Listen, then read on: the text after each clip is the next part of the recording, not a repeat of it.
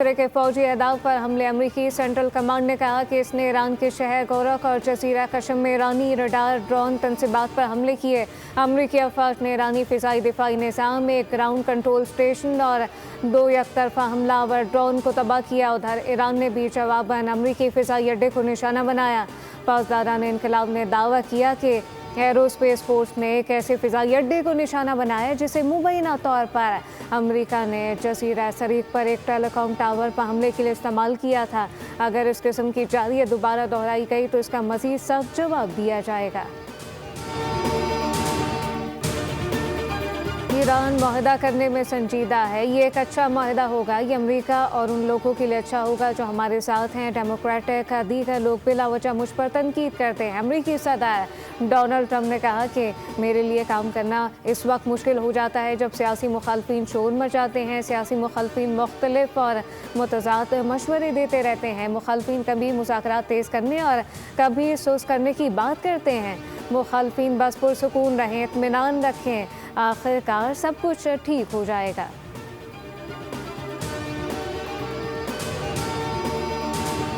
America के साथ बातचीत और पैगामात का तबादला जारी है। कबल इस वक्त किसी हतमी नतीजे पर नहीं पहुंच सकते। जो कुछ भी बताया जा रहा है ये सब कयास आराइयाँ हैं। ईरानी वज़ीर ख़ारजा अब्बास अराग़ची का कहना है कि इन्हें पहले की तरह स्टीव विटकॉफ के बराह रास्त पैगामात मौसूल होते रहे, लेकिन इसका ये मतलब नहीं कि दोनों ममालिक के दरमियान बाकायदा मुज़ाकरात जारी हैं।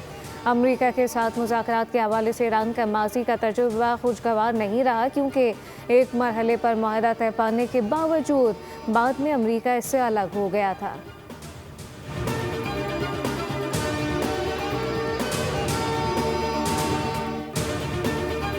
यूरोपीय यूनियन के आला नुमाइंदा ख़ारजा उमूर काया काल्स की वज़ारत ख़ारजा मत नायब वज़ीर आज़म इसहाक़ डार ने मौसूस मेहमान का इस्तकबाल किया।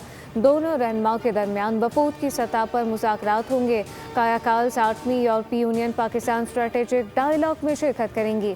नायब वज़ीर आज़म इसहाक़ डार और काया काल्स से स्ट्रेटेजिक मुज़ाकरात की मुश्तरका सदारत करेंगे। आला क़यादत से मुलाकातें भी मुतवक्किल है।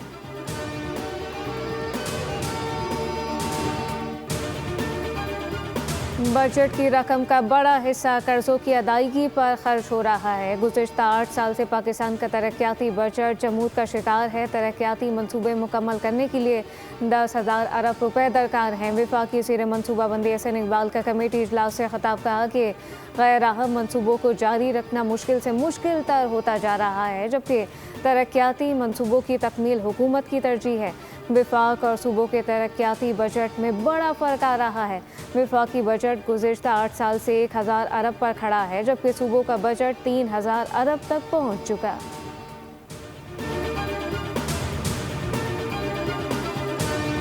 आज़ाद कश्मीर के आइनी इंतखाबी मामलात पर वज़ीर आज़म की ज़ेर सदारत अहम इजलास आज होगा। सियासी सिक्योरिटी क़यादत से शरीक, जबकि मुज़फ़्फ़राबाद में होने वाले हालिया इजलास पर आला सतही वफ़द वज़ीर आज़म को तफसीली ब्रीफिंग देगा।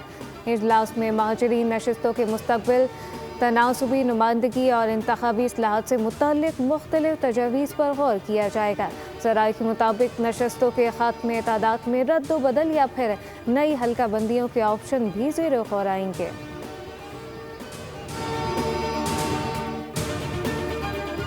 और पाकिस्तान पीपल्स पार्टी के चेयरमैन बिलावल भुट्टो सरदारी इंतखाबी मुहिम के सिलसिले में स्कर्दू पहुँच गए। बिलावल आज जिला शिकर की तहसील गुलाबपुर में इंतखाबी जलसे से खिताब करेंगे। स्कर्दू, चल्लास, खैजर और किलगित में भी कारकुनान का लहू गरमाएंगे।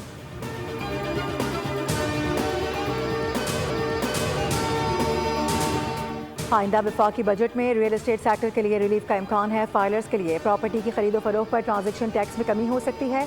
वजारत खजाना के ज़राए के मुताबिक प्रॉपर्टी की खरीदारी के लिए शिक 236 के तहत विद होल्डिंग टैक्स 1.5% से कम करके 0.25% किया जा सकता है, जबकि फ़रोख्त के लिए विद होल्डिंग टैक्स 4.5% से कम करके 1.5% मुतवक्के है। ज़राए FBR के मुताबिक नॉन फाइलर्स के लिए कोई रिलीफ नहीं होगा और उन पर तकरीबन 10.5% टैक्स आयद रहेगा।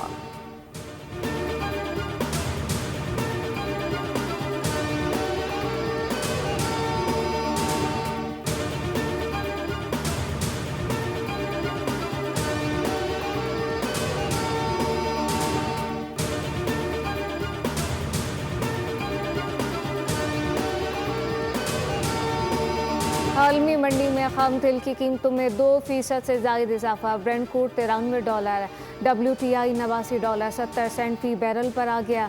मरबन खाम तेल के $90 फी बैरल में सौदे। दूसरी जानिब पाकिस्तान के स्टॉक मार्केट में कारोबारी हफ्ते के पहले रोज शदीद मंदी।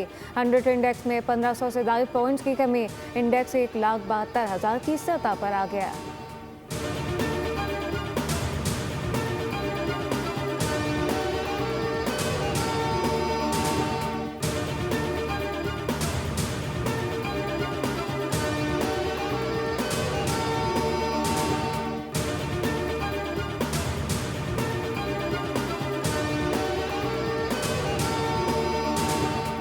आज़ाद कश्मीर के आइनी और इंतखाबी मामलात पर वज़ीर आज़म की ज़ेर सदारत अहम इजलास आज होगा, जिसमें सियासी और सिक्योरिटी क़यादत शरीक होगी। मुज़फ़्फ़राबाद में होने वाले हालिया इजलास पर आला सतही वफ़द वज़ीर आज़म को तफसीली ब्रीफिंग देगा। इजलास में मुहाजिरीन की नशस्तों के मुस्तक़बिल, तनासुबी नुमाइंदगी और इंतखाबी इस्लाहात से मुतालिक मुख्तलिफ तजावीज़ पर गौर किया जाएगा। ज़राए के मुताबिक नशस्तों के खात्मे, तादाद में रद्दोबदल या नई हल्का बंदियों के ऑप्शन भी ज़ेर गौर आएंगे।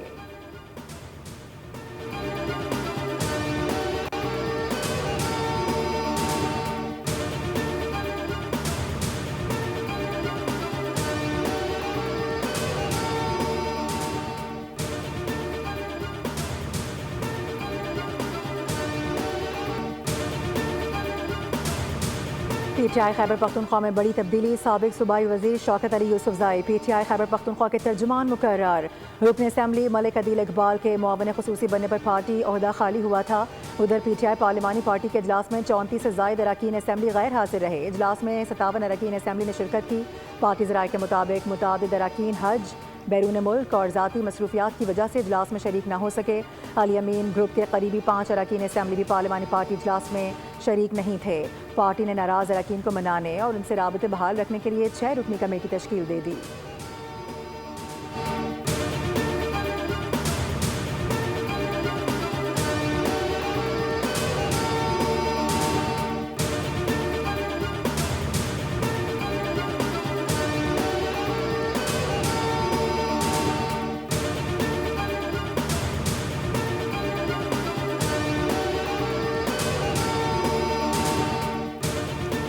इस्लामाबाद में आज से मार्केट मॉल रात 8 बजे बंद होंगे। नोटिफिकेशन के मुताबिक नई पाबंदियां 1 जून 2026 से नाफिज हो गई हैं। फार्मेसी, अस्पताल और मेडिकल स्टोर पाबंदी से मुस्तस्ना होंगे, जबकि पेट्रोल पंप और CNG स्टेशन मामूल के मुताबिक खुले रहेंगे। रेस्टोरेंट, फूड आउटलेट, तंदूर, किराना, सब्जी, फल, बेकरी शॉप रात 10 बजे बंद होंगी।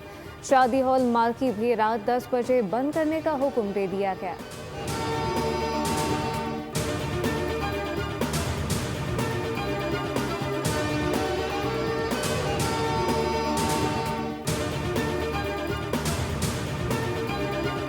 हुज्जाज इकराम की वापसी। सऊदी एयरलाइन की परवाज़ के जरिए आज 370 हुज्जाज इस्लामाबाद पहुँचे। वफाकी वज़ीर पार्लिमानी उमूर डॉक्टर तारिक फजल चौधरी ने हुज्जाज इकराम का इस्तकबाल किया और उन्हें हज की सआदत हासिल करने पर मुबारकबाद दी गई। इस मरतबा 1,80,000 पाकिस्तानियों को हज की सआदत नसीब हुई, जिनमें से 1,20,000 सरकारी हज स्कीम के तहत गए। वफाकी वज़ीर ने कहा कि वज़ीर आज़म की हिदायत पर वज़ारत मज़हबी उमूर ने हुज्जाज इकराम को हर मुमकिन सहूलियात फराहम की।